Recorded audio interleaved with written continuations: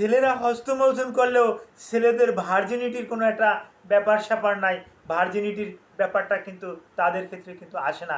কিন্তু মেয়েরা যখন হস্তমৈথুন করে, মেয়েরা যখন মাস্টারবেশন করে, ইদানিং তো আমি এই মাস্টারবেশনের উপরে একাধিক ভিডিওও করেছি। ছেলেরাও যে রকমের মাস্টারবেশন করে, মেয়েরাও কিন্তু বর্তমান এই যুগে মাস্টারবেশনের পরিমাণটা কিন্তু বাড়িয়ে দিচ্ছে। বিভিন্ন চ্যানেল, বিভিন্ন পর্নোগ্রাফি, বিভিন্ন রকমের নেকেড কালচার, বিভিন্ন রকমের যৌন উত্তেজক কিছু অডিও ভিডিও এগুলো দেখে তারা উত্তেজিত হয়ে তারা কিন্তু মাস্টারবেশন করছে। এই মাস্টারবেশন করার পরিপ্রেক্ষিতে মেয়েদের কিন্তু একটা ভার্জিনিটি বলতে একটা কথা আছে, হাইমেন নামে একটা পর্দা আছে, সতীচ্ছেদ নামে একটা পর্দা আছে, এই পর্দাটাকে ছিন্ন করে ফেলেন। তারা কিন্তু সরাসরি আমাকে কল দেন, স্যার আমার লজ্জা লাগছে, তারপরও আপনাকে তো বলতেই হয়, তা না হলে আমি কী রকমের কি কয়েকদিন পরে আমার বিয়ে, এখন আমি কি করতে পারি, এই ব্যাপারেই আমি আলোচনা করব। আলোচনাটি আপনারা দয়া করে একটু গুরুত্ব সহকারে শুনলে আপনি কিছু জানতে পারবেন। আসসালামু আলাইকুম রহমতুল্লাহি ওয়া বারাকাতুহু। আমি ডাক্তার মীর শহীদুল ইসলাম। আমার চেম্বার শুভেচ্ছা 255, ঐতিহ্যবাহী শেখঘাট, সিলেট।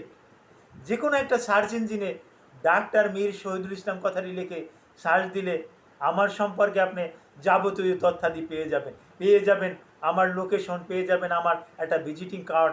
আর আমি চাই আমার একটা ভিজিটিং কার্ড আপনার সেফে থাক, আপনার গ্যালারিতে থাক।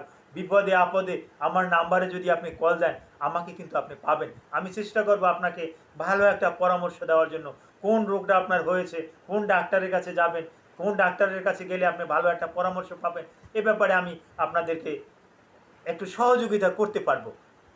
তো হ্যাঁ, ভার্জিনিটির ব্যাপারটা নিয়ে আলোচনা করতেছিলাম। ছেলেদের ভার্জিনিটি এটা যুক্তিযুক্ত নয়, কিন্তু মেয়েদের একটা ভার্জিনিটি যুক্ত। আসলে মেয়েদের ভার্জিনিটিটা কতটা যুক্তিযুক্ত? আসলে মেয়েদের ভার্জিনিটি বলতে কি কোনো একটা কথা কি আছে? আছে, কিন্তু আসলে এটা পরীক্ষা নিরীক্ষার কোনো বিষয় না। আমি একজন চিকিৎসক, হ্যাঁ, আমি প্র্যাকটিক্যাল অনেক কিছু দেখেছি, যারই প্রেক্ষাপটে আমাকে এই কথাগুলো বলতে হচ্ছে। আমাকে ফিজিক্যাল অনেক কিছু চেক করতে হয়েছে, তারই প্রেক্ষাপটে বলতে হয়েছে। আমি অ্যানাটমি পড়েছি, আমি অ্যানাটমির ছাত্র, আমি মেডিকেলের স্টুডেন্ট, সুতরাং আমি মেডিকেল পার্সন, আমি একজন ডক্টর, সুতরাং আমি এই ব্যাপারে জানি।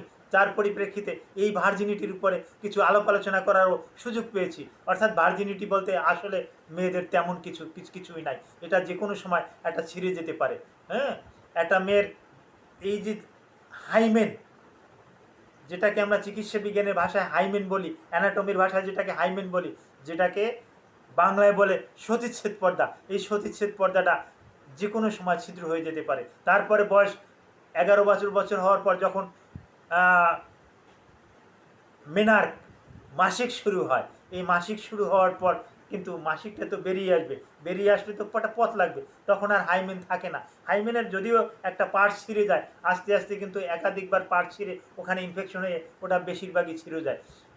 ধরতে গেলে শতকরা শতকরা 3জন কি 4জন পাওয়া যায় বিয়ের পরে, শতকরা 3জন কি 4জন পাওয়া যায়। এটা একটা বিশেষ গবেষণার একটা পরিপ্রেক্ষিতে কিন্তু আমি এই কথাটা বলতেছি। শতকরা 3জন 4জন পাওয়া যায় বিয়ের পরে, যারা ওই স্বামী সঠিক বা হাইমেনটা কিন্তু পেয়েছে। এছাড়া কিন্তু হাইমেনটা কিন্তু পাওয়া যায় না।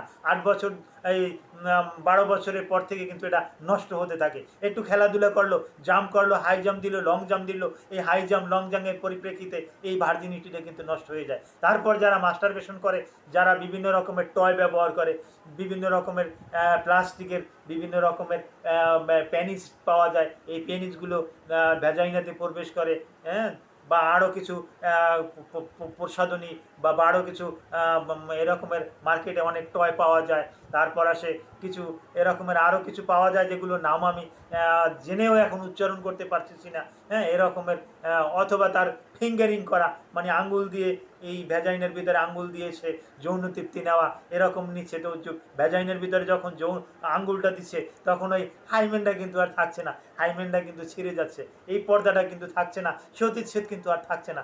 তো এরকমের কিন্তু হচ্ছে।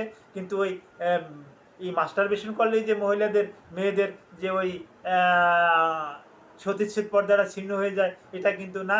আগেভাগেই কিন্তু এটা বিভিন্ন রোগ জড়তার কারণে এটা কিন্তু ছিদ্র হয়ে যেতে পারে। বিভিন্ন রকমের আরও কিছু রোগ জড়তার কারণেও কিন্তু এটা কিন্তু ছিদ্র হয়ে যেতে পারে। বিশেষ করে এই দক্ষিণ এশিয়ার বাংলাদেশের গরম দেশে বিশেষ করে এই হাইমেনটা হয় অত্যন্ত পাতলা, অত্যন্ত লিথেন, একেবারে পাতলা, একটা সাধারণ একটা পর্দা মাত্র।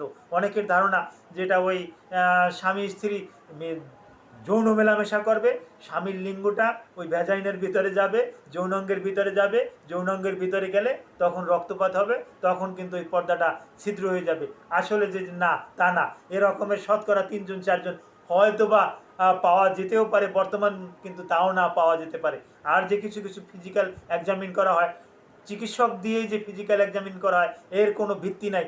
যেটা না আমি ডাক্তার পরীক্ষা করিয়ে দেখবো যে তার হাইমেন আছে কি না। হ্যাঁ, সেখানে ডাক্তার যে এই ওয়ান ফিঙ্গার দিয়ে যে ভ্যাজাইনের ভিতরে আঙুল দিয়ে এই টেস্টটা করে, হ্যাঁ, এর কোনো বৈজ্ঞানিক কিন্তু কোনো মেডিকেলেও কিন্তু আসলে এর কোনো যুক্তিকতা নাই। কেন যে এইটা মেডিকেলের একটা চ্যাপ্টার হলো, এটা যে কেন মেডিকেলের এখনও আছে এটা আমার বোধগম্য নয়। আঙুল দিয়ে কিন্তু এই পরীক্ষাটা করা সম্ভব নয়। তারপর আসে আমরা ওই অনেকে এই মাইক্রোস্কোপ, রবার্ট হুকের তৈরি মাইক্রোস্কোপ দিয়ে কিন্তু অনেক সময় হাইমেন পরীক্ষা করে, সতীচ্ছেদ পরীক্ষা করে।